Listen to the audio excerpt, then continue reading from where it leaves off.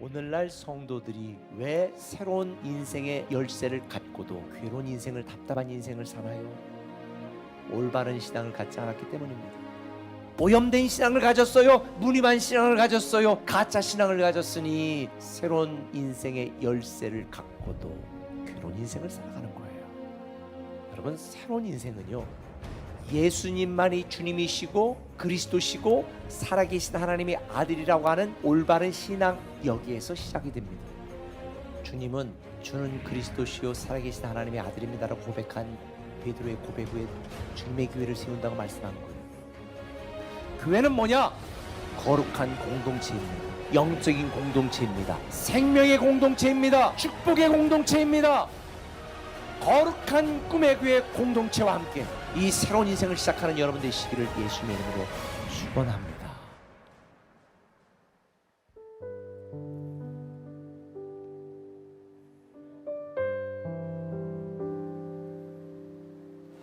할렐루야. 오늘도 이 시간 가운데 하나님께서 함께 하시고 또 큰 은혜를 부어주실 줄로 믿습니다. 우리가 사랑의 공동체 되어 하나님의 일들을 경험하는, 또 축복을 또 경험하는 우리 공동체가 이 은혜가 더 큰 사랑이 넘치도록 우리가 서로를 배려하는 마음으로 예배가 마치는 시간까지 꼭 마스크 쓰시고 함께 예배하기를 소망합니다. 하나님의 위대한 사랑이 우리를 이 자리로 부르신 줄로 믿습니다. 그 사랑이 이곳 가운데 차고 넘쳐 담을 넘게 하시고 또 그 사랑을 통하여서 그 사랑 안에 거하는 삶을 살도록 하나님께서 오늘 예배 가운데 인도하실 줄로 믿습니다. 그 사랑 안에 거하는 우리 모두가 되기를 소망하면서 우리 이 찬양 함께 고백하며 나아가도록 하겠습니다.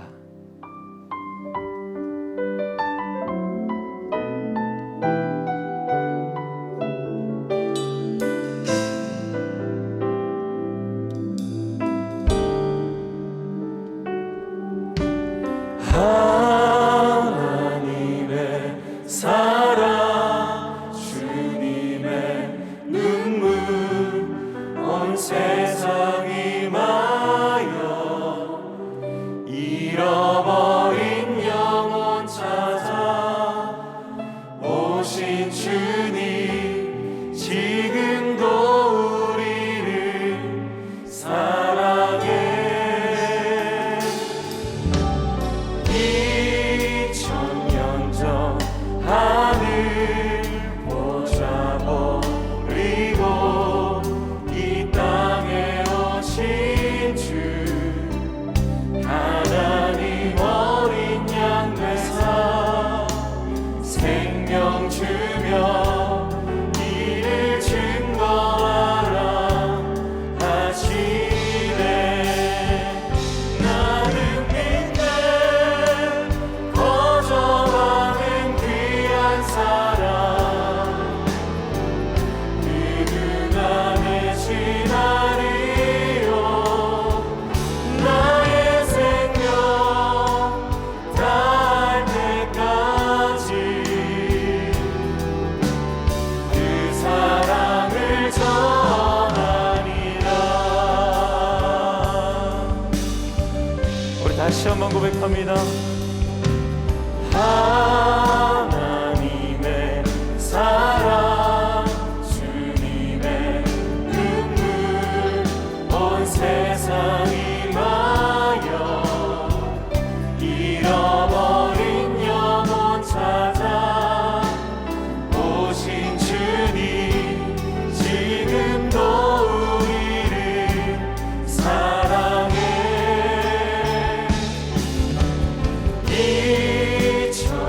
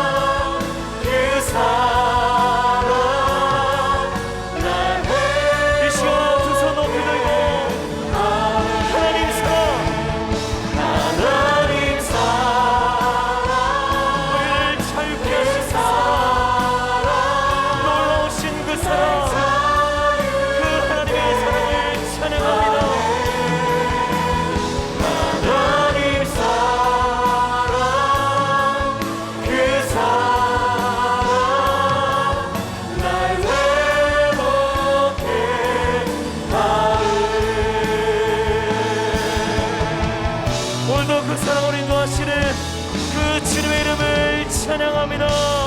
할렐루야.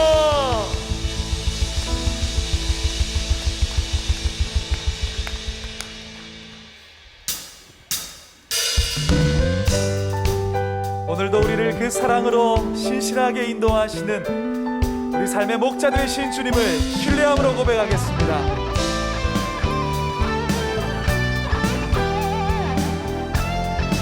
주님의 약속하신 말씀 위에서, 주의 약속하신 말씀 위에서 영원토록 주를 찬송하리라. 소리 높여 주께 영광 돌리며 약속 믿고 굳게 서리라. 주의 약속하신 말씀 위에서 세상 염려에게 엄습할 때에 말씀으로 힘써 싸워 이기며 약속 믿고 굳게 서리라.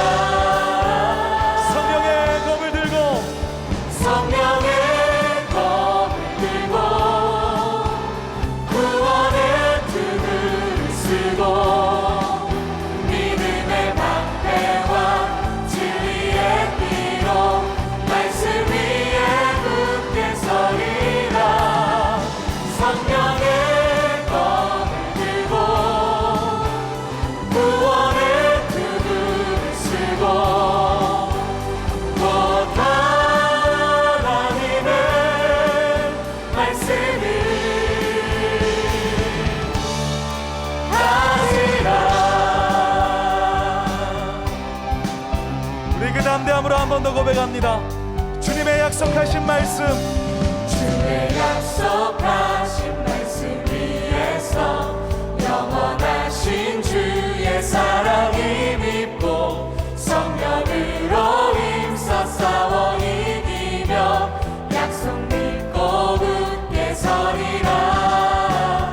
주의 약속하신 말씀 위에서 성령 인도하는 대로 행하며 주님 품에 항상 안식 얻으며 약속 믿고 굳게 서리라. 성령의 검을 들고 성령의 검을 들고 구원의 등을 쓰고 믿음의 방패와 진리의 띠로 말씀 위에 굳게 서리라. 성령의 검을 들고 구원의 등을 쓰고 하나님의 말씀을 곧 하나님의 말씀을 하시라.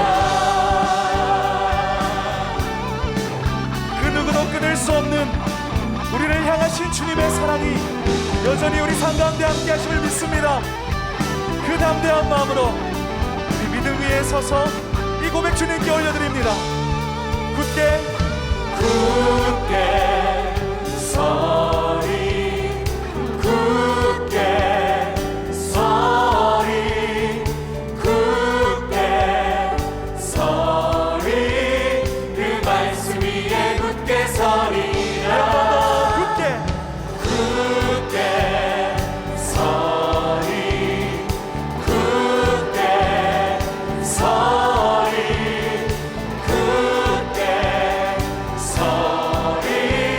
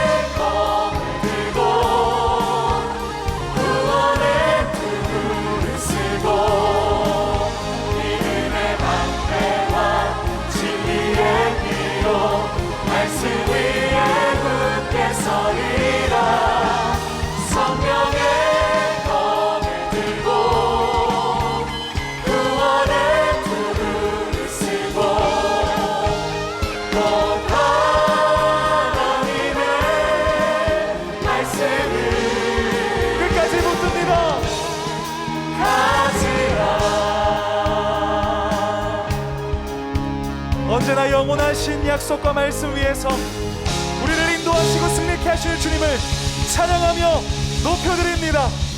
할렐루야.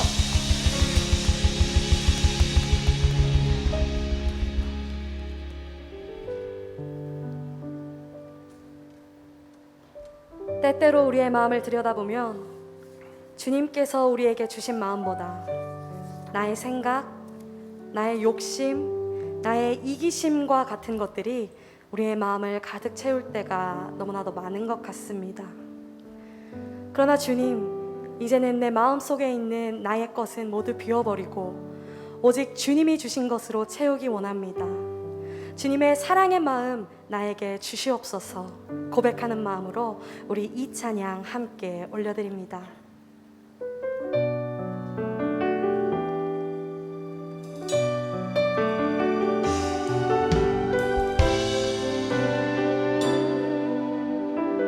보소서 보소서 주님 나의 마음은 선한 것 하나 없습니다. 그러나 내 모든 것 주께 드립니다. 사랑으로 안으시고 날 새롭게 하소서. 보소서 주님 나의 마음은 선한 것 하나 없습니다.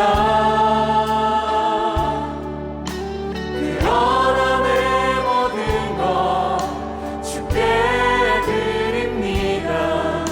사랑으로 안으시고 날 새롭게 하소서. 주님 마음 내게 주소서. 내 아버지 주님 마음 내게 주소서.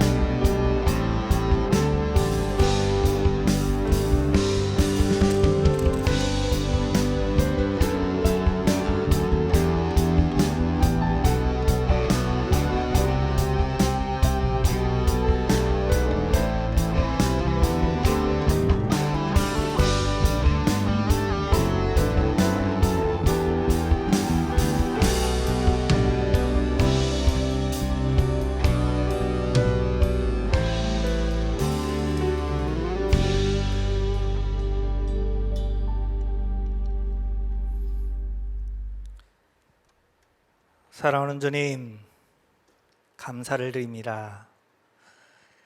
우리를 사랑하여 주시어서 은혜의 3월 모든 것이 소성할 수 있다라는 것을 보여주는 그 3월을 우리에게 허락하여 주시니 감사를 드립니다. 보잘것없는 것처럼 보이던 그 나뭇가지에도 아름다운 꽃이 피어지듯이 오늘 우리의 인생에도 하나님께서 그렇게 새로운 인생을 열어갈 수 있도록 인도하여 주시는 것을 소망으로 보게 하여 주시니 감사를 드립니다. 사랑하는 주님, 우리를 사랑하시고 우리를 인도하시고 우리를 세워주시고 우리를 붙들어 주시는 그 하나님을 바라볼 수 있는 믿음의 눈을 우리에게 더하여 주시옵소서. 그 믿음의 눈을 가지고 오늘 우리에게 주시는 하나님의 말씀을 살펴보기를 원합니다. 사랑하는 주님께서 듣는 가운데에 읽는 가운데에 역사하여 주시고 함께하여 주시옵시사. 사랑하는 주님, 우리의 삶, 우리의 신앙생활 속에 복된 결단, 은혜의 결심이 이 예배 가운데에 세워지도록 은혜 베풀어 주시옵소서. 예수 그리스도의 이름으로 감사드리며 기도드리옵나이다. 아멘. 할렐루야. 제가 교회 소식을 먼저 몇 가지 전하여 드리겠습니다. 29일의 말씀 행전이 드디어 며칠 앞으로 다가왔습니다. 은혜를 소망하시기를 바라고 또한 기대를 가지고 이렇게 기도로 준비하여 주셨으면 감사하겠습니다. 성도는 말씀으로 산다라는 주제로 3월 7일부터 4월 4일까지 이렇게 진행되어집니다. 토요일은 온라인 가정 예배로 진행되어지고 금요일은 금요기도회는 말씀 행전으로 이렇게 대체되어지니까요. 교회 모든 예배 가운데에 빠짐없이 현장으로 그리고 온라인으로 함께 참여해 주시기를 바랍니다. 그리고 지난 주일부터 이렇게 나눠드리고 있는데요. 29일의 말씀 행전이니까 우리가 성경 필사를 한번 하자라고 하는 그러한 굳은 결심을 가지고 이렇게 진행을 하고 있습니다. 특별히 이 말씀 행전 기간 동안에 성경 필사가 중요하다라는 그런 생각을 한 번 더 해보게 되는데요. 제가 지난 주일 4부 때에도 광고를 했는데 지금 굉장히 어렵잖아요. 가장 어려운 곳 중에 하나가 교회라는 생각이 듭니다. 근데 교회가 어려우면 긴축 재정을 해요. 교회도 긴축 재정을 할 때에 가장 먼저 끊는 데가 어딘지 아세요? 제가 있어 봐서 알아요. 제가 군에 있었잖아요. 군에 20년 동안 있어 보니까 제일 먼저 교회들마다 끊는 게 성경금이더라고요. 성경금을 제일 먼저 끊어요. 죄송하게 됐다고. 당분간 제가 성경금을 이렇게 못하게 되었다라는 그런 얘기를 참 많이 들었습니다. IMF 때도 들었고 어려울 때마다 그런 이야기들이 심심찮게 이렇게 들려옵니다. 우리 교회를 제가 이렇게 4년 동안 봐오면서 감사했던 것 중에 하나가 우리 교회는 아무리 어려워도 선교연금이 줄지 않는 그런 교회인 것 같습니다. 올해도 변함없이 더 이렇게 많은 선교지에 이렇게 선교연금을 하고 있는데요. 말씀행전 기간 동안에 필사하는 이것도 역시 선교연금을 위해서 전액 사용되어집니다. 우리가 가까운 곳, 먼 곳에 가서 선교할 수는 없지만 이 한 장 내가 성경 필사함으로 말미암아 귀한 선교헌금으로 이렇게 후원되어진다라는 그러한 사명을 가지고 꼭 한 장 이상 이렇게 필사하셨으면 좋겠습니다. 뿐만 아니라 이 성경 필사를 하게 되면 우리 교회가 언제까지 존재할지는 잘 모르겠습니다. 주님이 언제 오실지 잘 모르잖아요. 그런데 우리 교회가 존재하는 한 그리고 주님께서 다시 오시는 그날까지 성도님들이 필사한 그 성경 필사본은 존재하게 될 겁니다. 역사 자료로. 그래서 여러분들의 필적이 남는 그런 위대한 작업을 지금 하고 계시는 거니까요. 꼭 동참하셨으면 좋겠습니다. 졸필이든지 명필이든지 전혀 상관이 없습니다. 카카오톡으로 안내해드리는 그 카카오 메시지에 따라서 이렇게 꼭 필사에 동참해 주셨으면 좋겠고요. 우리 목자님들, 멘토 목자님들은 더 열정적으로 이렇게 필사에 참여해 주셨으면 좋겠습니다.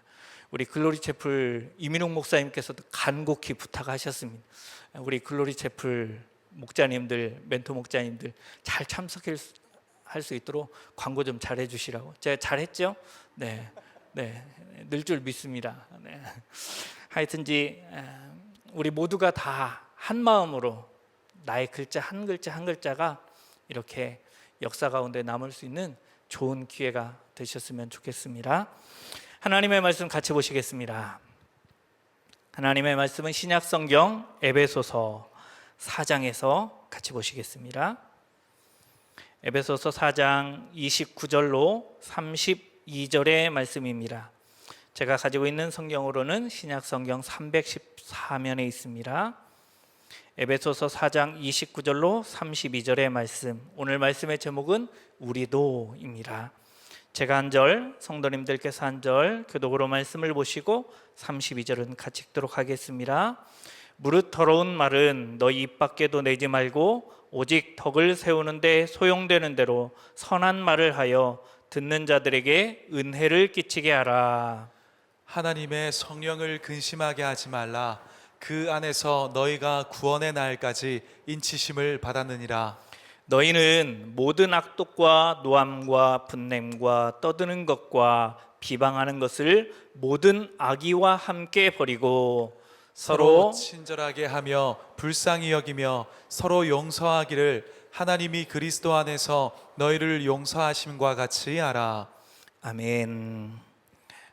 신택현 교수님이라고 하는 분이 쓴 글 중에 어둠의 삼형제가 들어간 글이 있습니다.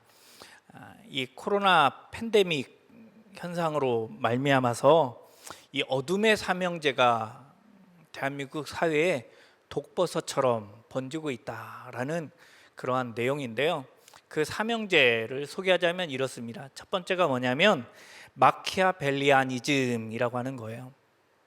이게 뭐냐면 목적 달성을 위해서 타인을 이용하는 듯 온갖 수단을 가리지 않고 자신의 목적, 자신의 뜻을 이루고자 하는 사람들, 그러한 주의를 가리키는 말입니다.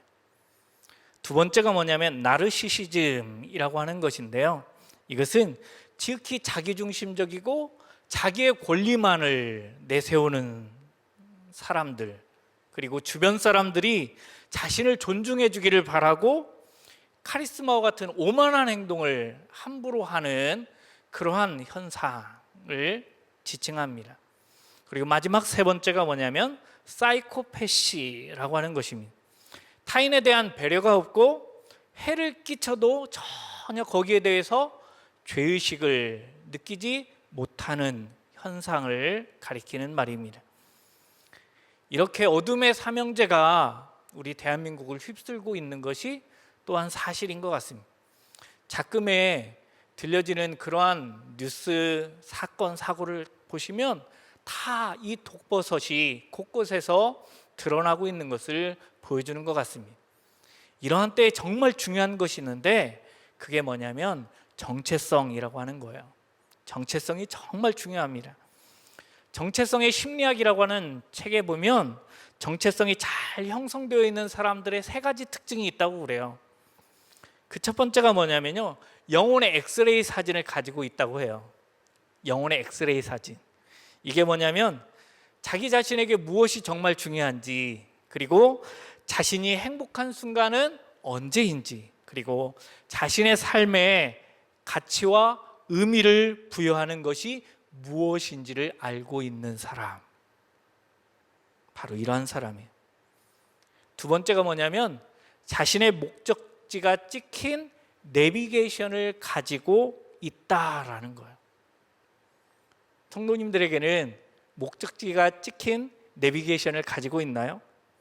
자기 자신을 이해하고 어떠한 삶을 살 것인지에 대한 그러한 결정이 이미 다 내려진 사람들, 이미 자신의 목적지가 정해졌고 또한 그 목적지를 향해서 내가 어떻게 가야 되는 것인지를 이미 다 정하고 그렇게 가고 있는 사람이라는 얘기예요. 마지막 세 번째가 뭐냐면 삶에 대한 지침, 가치 판단의 기준을 가지고 있다라는 거예요. 이건 뭐냐면 어떠한 상황에서 내가 어떠한 결정을 내려야 되는지를 알고 있는 사람이라는 거예요. 자신의 특성뿐만 아니라 삶에서 이루고자 하는 것에 대해서 너무나도 잘 알고 있기 때문에 그 상황이 와도 흔들리지 않고 자신이 생각했던 그 결정을 내린다라는 거죠. 성경에서 말하는 우리의 정체성은 무엇일까요? 세상적인 이야기를 제가 두 가지를 했는데요. 이 두 가지를 보면서 그런 생각을 했습니다. 성경에서 말하는 나의 정체성은 무엇일까? 오늘 우리에게 있어서 신앙인의 정체성, 그리스도인인 나의 정체성은 무엇인 것 같습니까? 다양한 말씀이 있어요. 그런데 그 중에 한 말씀을 꼽자면 요한복음 10장 35절의 말씀입니다. 같이 한번 이 말씀을 읽어보실까요? 성경은 패하지 못하나니 하나님의 말씀을 받은 사람들을 신이라 하셨거든. 이 말씀을 잘 생각해 보세요. 하나님의 말씀을 받은 사람들을 뭐라고 지칭합니까? 신이라고 지칭을 해요. 신이라고 지칭. 우리는 모두 다 신이라는 얘기예요. 근데 이 이야기는 이미 요한복음 1장부터 우리에게 들려졌었어요. 요한복음 1장 1절이 무엇인가요? 태초에 말씀이 계시니라. 이 말씀이 하나님과 함께 계셨으니 이 말씀은 곧 하나님이시니라. 그리고 그 1장에서 12절 말씀을 가서 보면 그런 말씀이 나와요. 영접하는 자, 곧 그 이름을 믿는 자들에게는 하나님의 자녀가 되는 권세를 주셨다. 신의 자녀라는 얘기죠. 그리고 나서 그 다음 14절 말씀에 가서 보면 이렇게 얘기합니다. 말씀이 육신이 되어 우리 가운데 거하심에 우리가 그 영광을 보니 아버지의 독생자의 영광이요 은혜와 진리가 충만하더라. 말씀이 육신이 되어서 우리 가운데 거하셨다라는 거예요. 다시 요한복음 10장으로 가서 보게 되면 하나님의 말씀을 받은 사람, 하나님의 말씀 가운데 있는 사람, 하나님의 말씀 안에 거하는 사람은 모두가 다 하나님의 자녀, 하나님의 백성, 신이다, 왕의 자녀다. 우리 교회 슬로건처럼 왕의 자녀다라고 분명하게 말씀하여 주고 있다라는 사실이에요. 우리는 이 정체성을 분명하게 기억하고 있어야만 합니다. 이 정체성을 우리가 이제 알고 있고 또한 이 정체성을 기억하고 있다면, 그렇다고 하면 우리는 이 정체성을 가진 사람으로서 어떻게 살아가야 될 것인가, 우리가 행할 일은 무엇인가 라고 하는 것을 오늘 본문을 통해서 생각해 보려고 합니다. 오늘 본문을 통해서 우리가 알 수 있는 그 중요한 사실은 뭐냐면요, 우리도 은혜의 사람이 되어야 한다라는 거예요. 에베소서 2장 8절 말씀에 보면 이렇게 얘기합니다. 잘 아는 말씀이에요. 너희는 그 은혜에 의하여 믿음으로 말미암아 구원을 얻었나니 이것은 너에게서 난 것이 아니요 하나님의 선물이라. 너희는 그 은혜에 의하여 믿음으로 말미암아 구원을 얻었다라고 말씀하고 있거든요. 은혜가 뭐예요? 은혜라고 하는 것은 하나님의 자발적인 거죠. 하나님의 자발적이고도 제한받는 일 없는 사랑의 은사예요. 에베소서의 말씀은 선물이라고 표현하고 있잖아요. 하나님께서 인간에게 주시는 거예요. 무가치함에도 불구하고, 무능력함에도 불구하고 어떠한 대가 없이 우리에게 주시는 그 크신 사랑의 표현이 바로 은혜인 것이죠. 그래도 다시 시작이다라는 책에 보면 이렇게 얘기합니다. 은혜 안에는 세 가지 개념이 공존합니다. 첫째, 받을 자격이 없는 자가 받는 것. 두 번째, 거저주는 것. 그리고 마지막 세 번째가 비교할 수 없이 귀한 것. 비교할 수 없이 귀한 것인데 거저준대요. 그리고 자격 없는 자가 받는 것, 이게 바로 은혜라는 것이죠. 우리 모두가 다 이 은혜를 받은 사람입니다. 이 은혜를 받은 우리가 주님의 은혜로 산다라고 하는 것은 그렇다면 무엇일까요? 저는 이렇게 정의해 봅니다. 그것은 주님을 사랑하고 그분이 기뻐하시는 것을 가장 중요하게 여기면서 사는 것, 이게 바로 은혜로 사는 것, 은혜로 사는 사람의 모습이라고 말할 수 있습니다. 바울의 음성을 한번 들어볼까요? 골로새서 4장 6절 말씀이에요. 바울은 이렇게 얘기합니다. 너희 말을 항상 은혜 가운데서 소금으로 맛을 냄과 같이 하라. 그리하면 각 사람에게 마땅히 대답할 것을 알리라. 바울의 권면이 뭐냐면 은혜로 사는 것에 대해서 얘기할 때에 이렇게 얘기합니다. 항상 은혜 가운데서 소금으로 맛을 냄과 같이. 여기에 보니까 은혜를 항상이라고 하는 단어로 제안하고 있네요. 항상이 뭘까요? 항상이라고 하는 것은 다른 말로 하면 모든 상황을 지칭하는 말일 거예요. 모든 상황, 내가 만나는 그 어떠한 상황 가운데서도 우리는 소금을 뿌리듯이, 모든 음식에 소금을 뿌리듯이 은혜를 베풀어야 된다라는 거예요. 또한 항상이라고 하는 이것은 내가 누구를 만나든지라고 하는 그러한 의미로도 받아들일 수 있습니다. 이게 바로 항상이에요. 우리는 항상 누군가를 만나게 되어 있어요. 내가 좋아하는 사람도 만나고 내가 싫어하는 사람도 만납니다. 나를 좋아해 주는 사람도 만나고 나를 인정해 주는 사람도 만나지만 나를 인정해 주지 않고 나에 대해서 비판적인 사람도 분명하게 만나게 되어 있습니다. 그러나 성경은 말합니다. 항상, 그리고 은혜로. 항상이라고 하는 말은 그래서 이렇습니다. 어떠한 상황 속에서 누구를 만난다 하더라도 우리의 말이 은혜의 통로가 되게 하십시오. 나의 말이 은혜의 통로가 되게 하는 것이 바로 은혜의 사람이다 라고 말하고 있다는 것입니다. 소금만큼 영향력이 큰 게 있을까요? 저도 입맛을 맛있는 거 맛없는 걸 잘 구분하지 못하지만 짜다 안 짜다 정도는 참 구분을 잘하는 것 같아요. 사람이라면 누구나 다 구분합니다. 이건 소금이 들어갔다 들어가지 않다 분명하게 잘한다는 거죠. 은혜가 바로 그렇다라고 가르쳐주고 있는 것입니다. 은혜의 사람은 그래서 선한 말을 하는 사람입니다. 에베소서 4장 29절 말씀인데요, 같이 한번 읽어보실까요? 오직 덕을 세우는데 소용되는 대로 선한 말을 하여 은혜를 끼치게 하라. 아멘. 여기 보니까 우리에게 그렇게 말씀하여 주고 있네요. 선한 말을 하여 은혜를 끼치게 하라. 이 말씀을 메시지 성경으로 보니까요, 메시지 성경은 이렇게 번역을 해놓았더라고요. 모든 말이 선물이 되게 하라.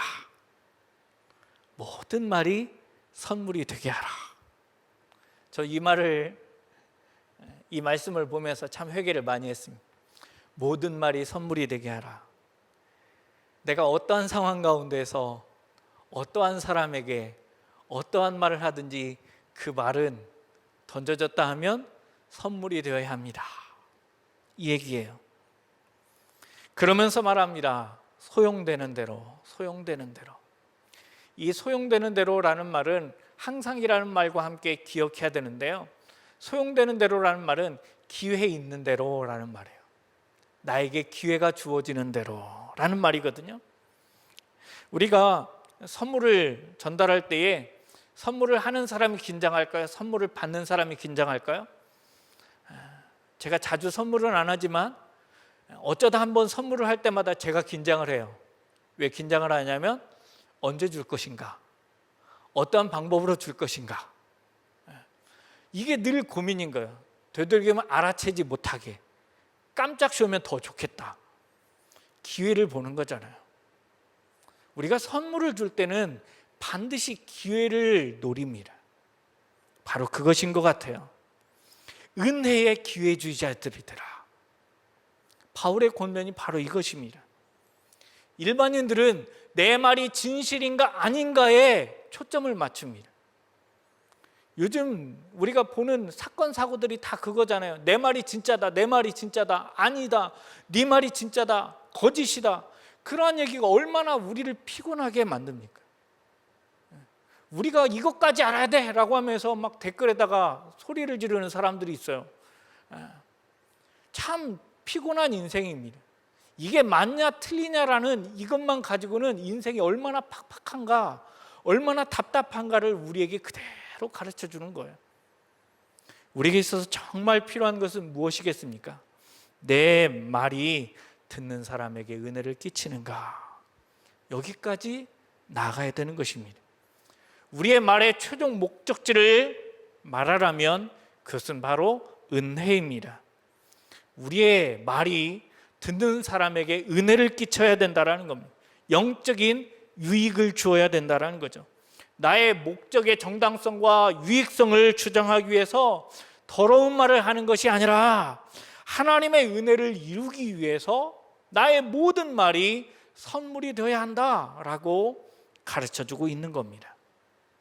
한 걸음 더 나가서 생각해 보면요, 성경은 무엇을 오늘 본문 속에서 가르쳐 주냐면 우리도 하나님을 근심하게 할 수 있다라는 것까지 가르쳐 주고 있습니다.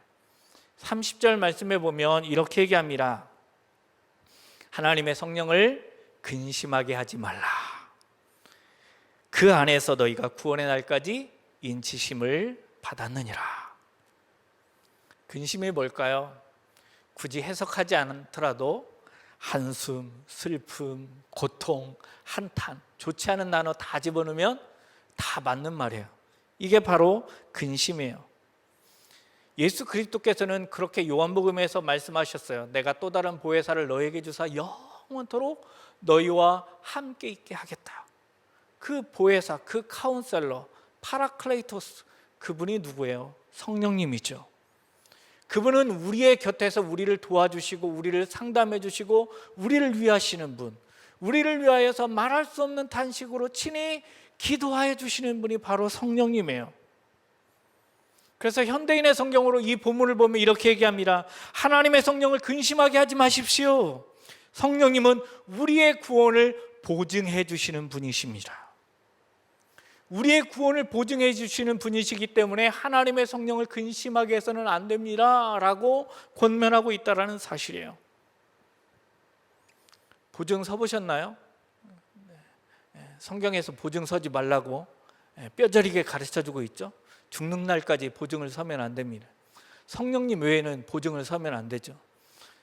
성경적인 진리입니다. 제가 20대 초반에 뭘 만들고 싶었냐면 신용카드를 만들고 싶었어요. 현금이 없잖아요. 현금이 없으니까 외상으로 사야 되는데 누가 저에게 외상을 줍니까? 가장 좋은 방법이 신용카드잖아요. 아무리 제가 신용카드를 만들려고 날고 기어봐도 가난한 신학생에게 신용카드를 만들어주는 신용카드 회사는 하나도 없더라고요. 보증이 필요해요. 보증이 있어야 만들어준다라는 거예요. 근데 누가 보증을 서주겠어요? 보증이라고 하는 게 뭐예요? 보증이라고 하는 단어를 찾아보니까요, 책임지고 틀림이 없음을 증명한다. 책임지고 틀림이 없음을 증명한다라는 거예요. 일과 법률에서는 채무자가 이 채무를 이행하지 않을 경우에 대신하여 책임을 질 것을 약속하는 게 바로 보증인 거죠. 그래서 보증과 신용은 늘 함께 간다고 그래요. 제가 중요한 진리를 20대 초반에 깨달았어요. 세상에서는 누구도 나를 보증서 주지 않는구나. 성경은 우리에게 가르쳐 줍니다. 세상 그 누구도 나를 보증서 주지 않아도 성령 하나님께서 나의 보증을 서주신다. 성령님께서 나를 책임져 주신다라고 가르쳐 주고 있습니다. 그 성령님을 근심하게 해서는 안 된다라는 거예요.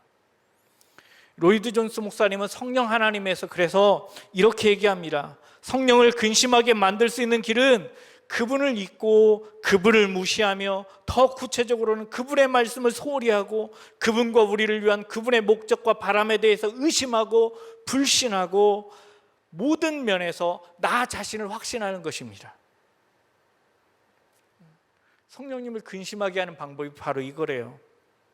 이걸 딱 두 문장으로 정리하자면 이렇습니다. 성령님보다 능력에 더 의지하는 거예요. 성령님이 아니라 성령님이 주시는 그 어떤 것을 의지하는 거, 이게 바로 성령님을 근심하게 하는 거예요. 뿐만 아니라 성령님께서는 우리를 다스리기를 원하시는데 내가 내 마음대로 무언가를 하려고 할 때에 바로 이것이 성령님을 근심하게 한다라는 거예요. 그거 아십니까? 성령님은 믿는 자 안에 거하세요. 너희가 믿을 때에 성령을 받았느냐? 라고 우리에게 분명하게 말씀하여 주잖아요. 믿는 자 속에는 성령 하나님께서 거하심이래. 그런데 공교롭게도 그 믿는다라고 하는 내 안에 또 무엇이 있습니까? 근심도 있고 염려도 있고 불안도 있고 걱정도 있고 온갖 잡동사니들이 내 안에 다 들어있잖아요. 이 얘기는 뭐예요? 내 안에 성령님도 계시고 내가 염려하고 걱정하고 내가 욕망하는 그러한 것들이 다 함께 내 안에 공존해 계신다라는 거예요. 성령님께서 행복하실까요? 그런 생각을 해보았습니다. 층간소음 없는 집에서 사는 게 요즘에는 최고의 행복이라고 얘기를 하잖아요. 그죠? 윗집, 옆집, 아랫집에서 층간소음 일으키면 또 나 자신도 또 그런 문제를 일으키면 얼마나 조마조마해요. 바로 그렇습니다. 성령님을 우리는 근심하게 만드는 존재들이 되어서는 안 됩니다. 우리가 생각하고 우리가 말하고 우리의 마음속에 품는 모든 것들은 다 누구와 연결이 되어져 있냐면 성령 하나님과 연결되어져 있다는 사실입니다. 그렇게 우리는 늘 기억해야만 합니다. 나도 성령님을 근심하게 할 수 있구나. 마지막 세 번째로 같이 나누고 싶은 말씀은 바로 이것입니다. 우리도 하나님처럼 살아야 된다라는 거예요. 우리도 하나님처럼 살아야 된다. 조금 엉뚱한 얘기인지 모르겠지만 일단 성경 말씀을 좀 읽으셨으면 좋겠습니다. 32절 말씀인데요. 같이 한번 읽겠습니다. 서로 친절하게 하며 불쌍히 여기며 서로 용서하기를 하나님이 그리스도 안에서 너희를 용서하심과 같이 하라. 아멘. 여기 말씀해 보니까 이렇게 얘기합니다. 서로 용서하기를 하나님이 그리스도 안에서 너희를 용서하심과 같이 하라. 여기서 같이라는 말은 뭐뭐처럼이라는 말이잖아요. 뭐뭐만큼, 하나님만큼, 하나님처럼 이라는 그러한 말이죠. 하나님처럼 사는 것, 하나님같이 사는 것, 이게 뭐라는 거예요? 용서라는 거예요. 선악과를 따먹어야 하나님처럼 사는 게 아니라요, 그건 미련하고 어리석은 일이고, 우리가 하나님처럼 떵떵거리면서 살 수 있는 그 비결은 뭐냐면 용서의 삶을 사는 거예요. 용서라고 하는 것이 무엇입니까? 우리가 죄를 용서받은 것은 용서받을 만해서 용서받은 게 아니라는 것을 잘 알고 있잖아요. 긍휼이 풍성하신 그 하나님 때문에, 그 긍휼이 풍성한 그 은혜 때문에 용서받지 못할 죄를 용서받고 구원에 이를 수 없는 죄인이 구원에 이르는 것, 이게 바로 용서 아니겠어요? 한참 미치지 못하는 존재임에도 불구하고 사랑해 주시고 품어 주시고 용납해 주시고 충분한 구원까지 인도하시는 것, 이게 바로 용서인 것이죠. 그래서 C.F. 알렉산더라고 하는 분은 이렇게 얘기합니다. 주님께서는 우리가 용서받도록 죽으셨습니다. 그렇습니다만 여기에서 멈추는 것이 아닙니다. 그 다음 같이 한번 읽어볼까요? 주님께서는 우리를 선하게 만드시기 위하여 죽으셨습니다. 그렇습니다. 예수 그리스도께서는 나의 죄와 나의 허물을 사하시고 나를 구원하기 위하여 죽으셨습니다. 이것만 알면 절반만 아는 거예요. 나머지 절반이 뭐예요? 나로 하여금 선하게 만드시기 위하여 죽으시고 부활하신 거예요. 그러니까 주님께서 우리에게 원하시는 것은 어디까지라는 거예요? 선한 삶이라는 거예요. 그 선한 삶이 무엇입니까? 오늘 말씀은 용서라고 우리에게 가르쳐주고 있어요. 바울을 잘 아시죠? 우리가 에베소서의 말씀을 보고 있는데 이 편지가 바로 바울이 작성한 거예요. 그런데 그거 아세요? 바울에게 있어서 정말 힘들고 어려운 순간들이 존재했었다라는 사실 말이에요. 디모데후서 4장 16절 말씀에 보면 이렇게 얘기합니다. 내가 처음 변명할 때에 나와 함께한 자가 하나도 없고 다 나를 버렸으나 그들에게 허물을 돌리지 않기를 원하노라. 이 말씀을 좀 풀이하자면 이거예요. 내가 처음 변명할 때에, 얘기는 뭐냐면 처음 로마 법정에 섰을 때에 라는 말이에요. 바울이 복음을 전하다가 붙잡혔습니다. 그리고 로마 법정에 섰어요. 법정에 서면 반드시 필요한 게 누구겠어요? 증인입니다. 이 사람이 무죄고 이 사람이 전혀 죄가 없다라는 것을 증명해 주는 사람이 필요해요. 그런데 디모데후서의 말씀 속에서는 무엇을 얘기하고 있어요? 나를 증명해 주는 사람이 단 한 명도 없었다는 거예요. 상심이 될 만한 얘기 아니겠습니까? 분노가 치밀어 오를 만한 그러한 상황 아니겠습니까?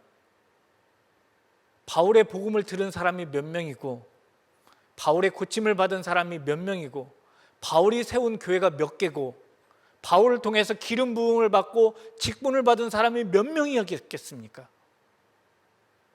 산의 위험과 강의 위험과 바다의 위험과 강도의 위험과 40의 하나 가만매를 맞아가면서 그렇게 복음을 증거했음에도 불구하고 자신이 정말 외로울 때에, 자신이 정말 힘들 때 자신 곁에서 내가 있어요, 걱정하지 마세요, 내가 도와줄게 하는 사람이 단 한 명도 없었다라는 거예요. 분노가 치밀어 오를 만한 상황입니다. 바울의 서신은 디모데 후서에서 끝나야 맞습니다.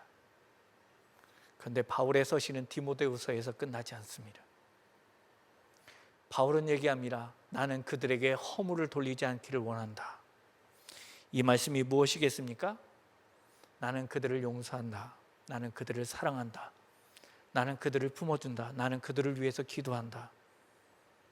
나는 그들을 끝까지 응원한다 라고 하는 말씀이 바로 이 말씀 아니겠습니까?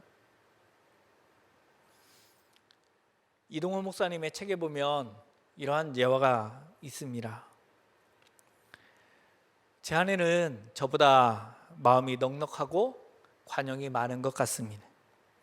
때로는 많은 인간관계를 통해서 상처를 받을 수도 있을 텐데 저는 한 번도 아내가 남을 비판하거나 욕하는 소리를 들어본 적이 없습니다. 그래서 하루는 아내에게 물었습니다. 여보, 당신은 어떻게 남을 흉보거나 하지 않소? 싫은 사람이 단 한 명도 없어? 이렇게 물었어요. 그랬더니 사모님이 그렇게 얘기하는 거죠. 왜 잘하고 없겠어요? 저도 사람인데. 하지만 싫은 사람이 있거나 저에게 상처를 주는 사람이 있으면 먼저 하나님께 그를 불쌍히 여겨주세요 라고 저는 기도해요.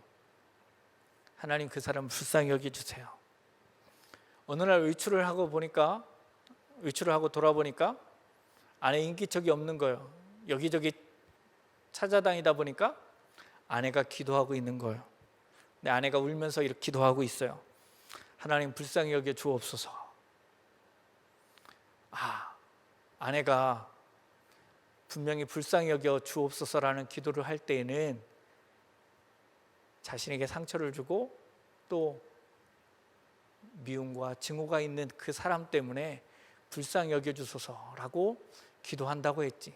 하면서 그 기도가 나는 곳을 향해서 가까이 다가서 그 기도 소리를 들어보았어요. 그랬더니 이렇게 기도하더라 합니다. 하나님, 제 남편을 불쌍히 여겨 주옵소서. 아마 제 안에도 이런 기도를 하고 있을지 모르겠습니다. 잠언 19장 11절 말씀에 보면 우리에게 이렇게 얘기합니다. 허물을 용서하는 것이 자기의 영광이니라. 우리의 영광은 다른 게 아니에요. 우리의 영광은 허물을 용서하는 것이다 라고 가르쳐주고 있습니다. 오늘 우리는 어떠한 존재일까요? 세상 속에 우리가 같이 어울려서 살아가고 있지만 우리의 정체성은 무엇일까요? 우리의 존재성에 대해서 많은 이야기들을 할 수 있을 것입니다. 그러나 우리가 우리의 정체성, 우리의 존재성에 대해서 분명한 사실, 그건 뭐냐면 하나님은 우리를 사랑하신다라는 거예요. 하나님께서는 있는 그대로 우리를 사랑해 주십니다.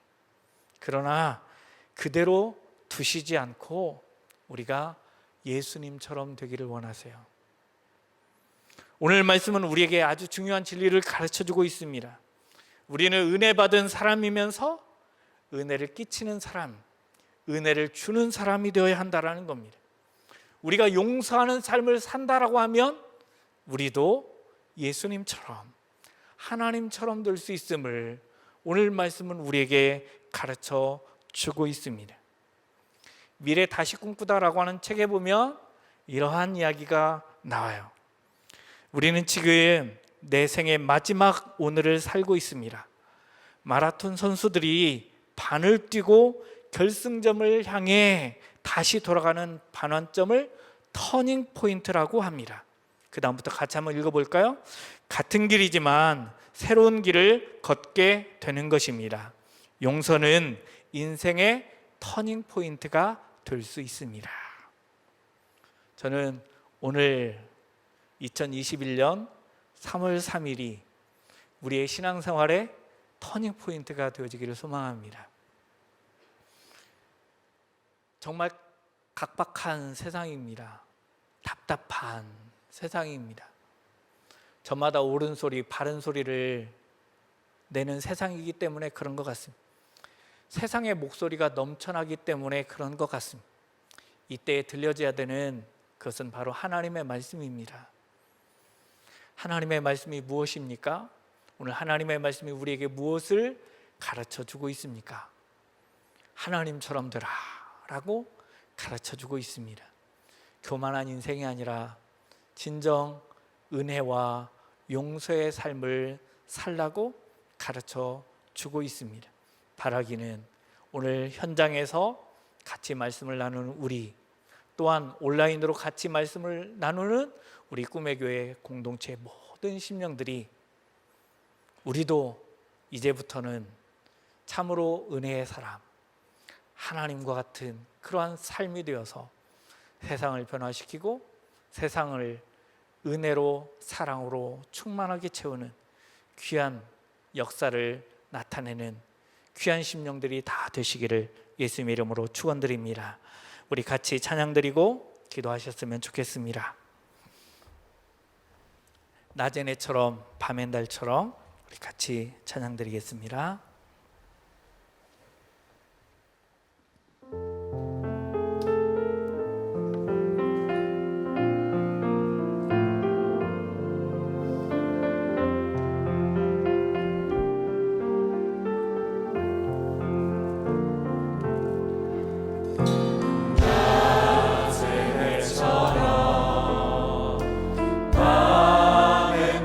달처럼 그렇게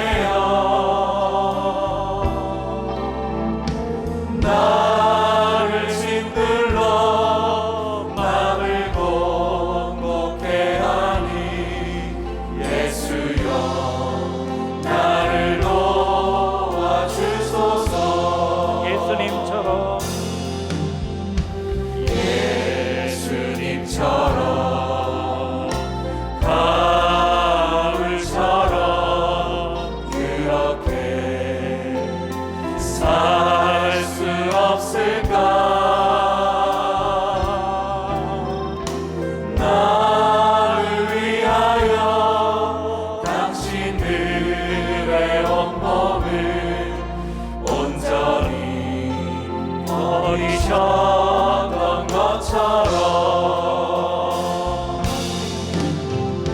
주의 사랑은 베푸는 사랑 값없이 그저 주를 사랑 그러나 나는 주는 것보다 받는 것 더욱 좋아하니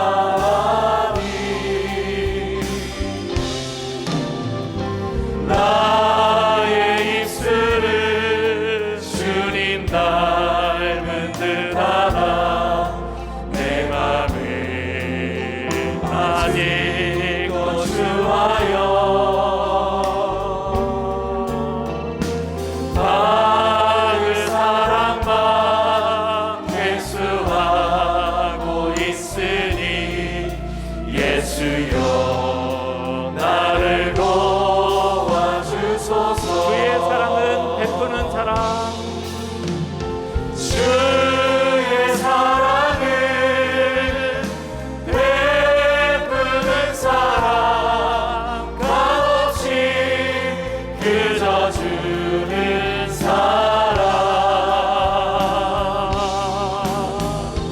그러나 나는 주는 것보다 받는 것 더욱 좋아하니 나의 입술을 나의 입술을 주님 닮은 듯하나 내 맘은 아직도 주하여 받을 사랑만 회수하고 있으니 예수여 나를 도와주소서. 이 시간 우리 같이 합심하여 기도하셨으면 좋겠습니다. 그리스도인의 참된 정체성, 예수 그리스도를 닮아가는 삶을 살게 하여 주옵소서. 말씀을 사랑하고 말씀 안에 거하며 말씀대로 행하는 은혜의 사람, 용서의 사람이 내가 되게 해달라고 우리 이 시간 간절히 사랑하는 주님 앞에 기도하시겠습니다.